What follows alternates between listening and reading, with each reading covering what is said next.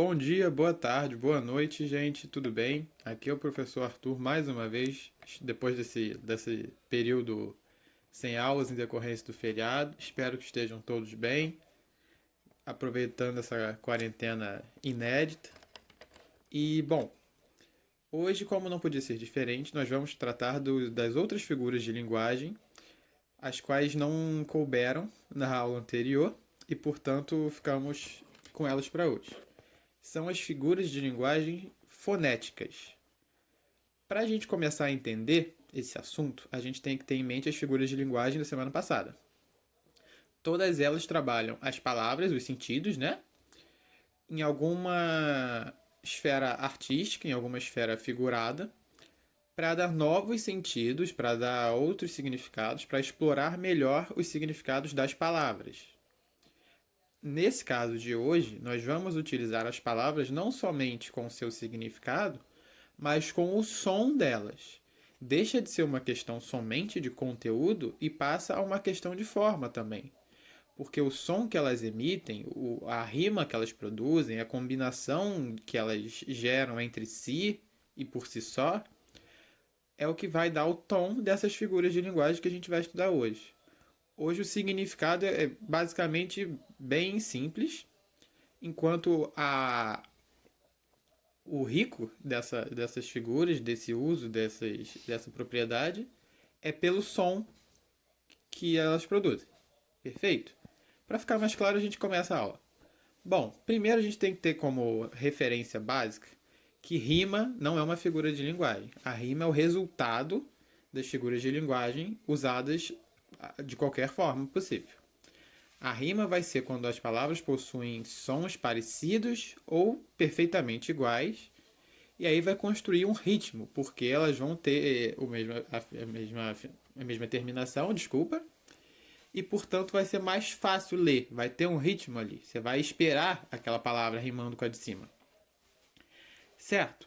Bom, quando nós temos uma repetição de sons ligados às vogais, a gente tem uma assonância.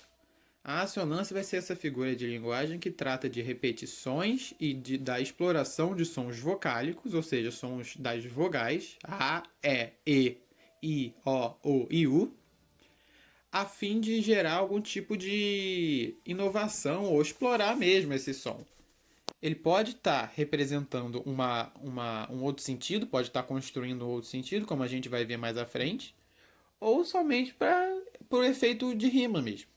Como aqui no exemplo da música do Djavan, em que ele diz: Minha Foz do Iguaçu, Polo Sul, luz do sentimento nu. Ele está explorando aí o som da vogal U, para gerar uma rima e para quebrar o verso, para ter um ritmo. Porque a cada U ele dá um travamento e segue para a palavra seguinte. A assonância vem do latim assonans, que é produzir som. Como as vogais, se vocês forem parar para perceber, são as únicas letras cujo nome reflete exatamente o som, por exemplo, A. O nome é A, o som é A. F, por exemplo, tem o som de E e tem o som de I depois do F. J, então, nem se fala. Por isso que são as vogais os sons vocálicos, ou melhor, os sons mais limpos, por assim dizer. Não tem outra letra que ajude a construir o nome dela, nem o som. Por isso que é a assonância. Beleza? Falando em letras, a gente vai agora para as aliterações. Já falamos dos sons das vogais, agora vamos para os sons consonantais.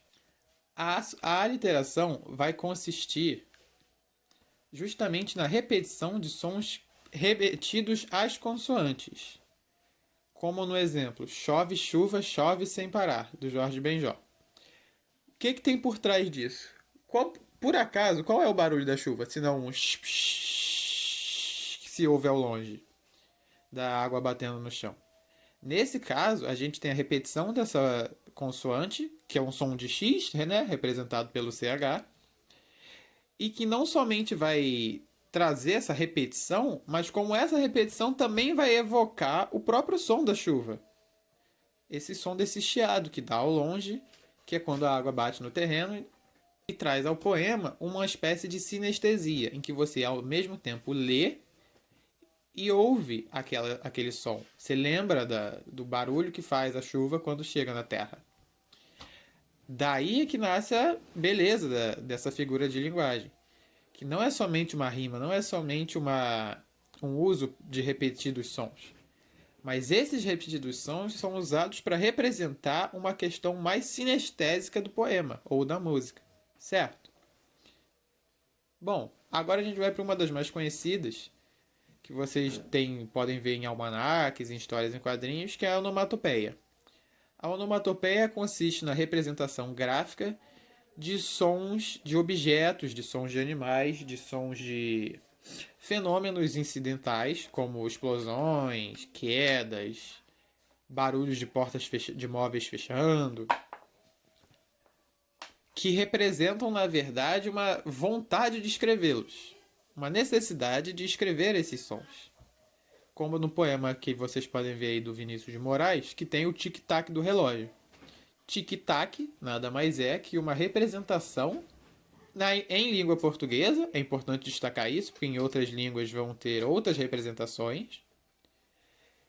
Mas essa representação faz alusão ao som dos ponteiros do relógio. Você que só vê a hora em relógio digital, então, agora tem que olhar para o relógio ponteiro, sinto muito. Representa o barulho que esse ponteiro faz. Como o trim, trim, vai representar um som de um telefone antigo. Um atim vai representar um som de um espirro. Como o miau representa o som emitido pelos gatos. A onomatopeia vai ter essa função de representar sons que não são necessariamente de fala. São sons que não estão catalogados no nosso léxico. Muito bem. Perfeito?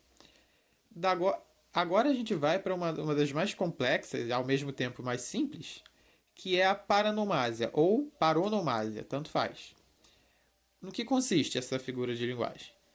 Ela ao mesmo tempo confunde e ao mesmo tempo abarca todas as outras. Por quê? Ela se baseia no uso de palavras que não possuem significados afins, que não possuem significados parecidos ou próximos, mas que soam ou se escrevem de formas bem parecidas.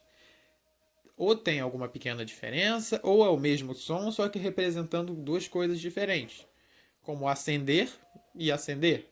No caso, o primeiro com SC, que significa ascensão, de subida, de conquista, e acender, de acender a luz, de tornar algo aceso, certo? Aí teríamos uma figura de linguagem paranomática. Nessa música que tem aí no exemplo também, berro pelo aterro, pelo desterro, berro por seu berro, pelo seu erro.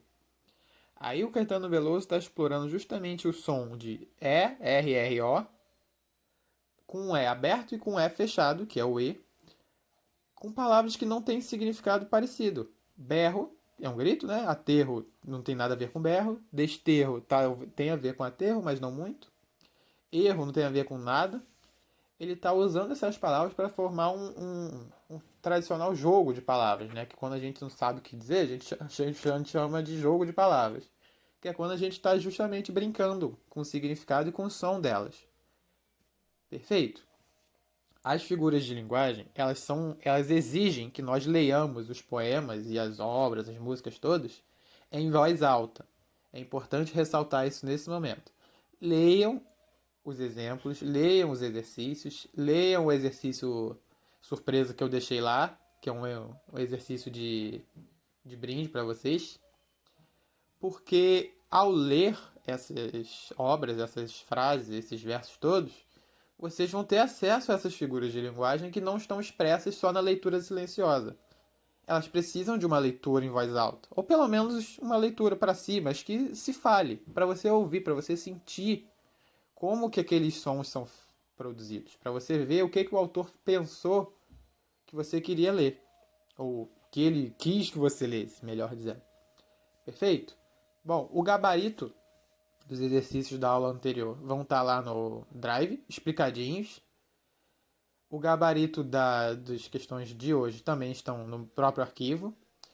Por favor, façam o exercício de hoje, porque além de ajudar a estudar, tem um exercício de produção de texto, breve, não se assustem. e também um exercício de leitura que eu preparei com muito carinho para vocês. Eu espero muito que vocês gostem da aula, gostem do conteúdo. Qualquer coisa é só falar. Um beijo, um abraço, um aperto de mão, tudo distante. Tchau, tchau.